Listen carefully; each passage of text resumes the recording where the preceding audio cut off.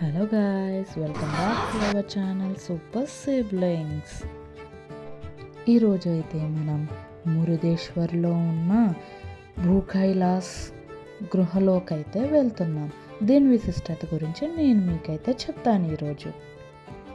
పురాణాల ప్రకారం రావణుడు తన ఆత్మలింగాన్ని తనకు అప్పగించమని శివుణ్ణి కోరుతూ శివుణ్ణి తీవ్రంగా ప్రార్థిస్తున్నాడు.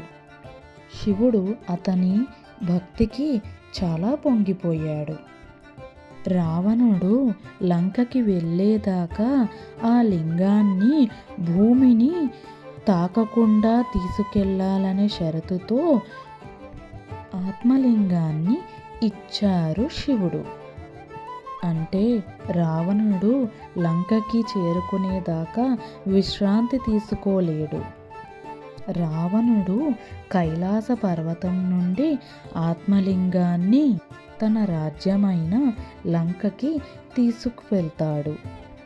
ఇంతలో ప్రమాదాన్ని పసిగట్టిన గణేశుడు రావణుని వద్దకి వచ్చి గోకర్ణ సముద్రపు ఒడ్డున ఆత్మలింగాన్ని ఉంచేలా మొసగిస్తారు.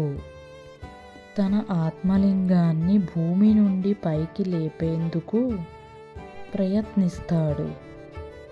కానీ అతను దానిని కదిలించలేకపోతాడు.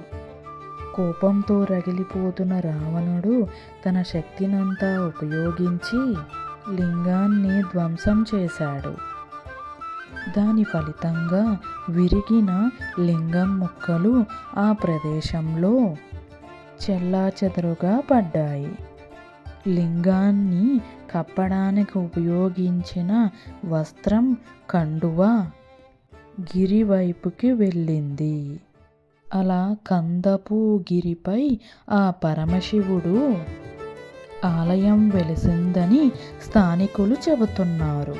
ఇక్కడ ప్రపంచకంలోనే 2వ అతి పెద్ద శివుడి విగ్రహం ఇక్కడ ఉంది. ఇక్కడ చూసారా, జ్యోతిర్లింగాలన్నీ ఒకటే ప్రదేశంలో పెట్టారు. మీకు ఈ వీడియో నచ్చినట్టయితే please like, share and subscribe. By guys.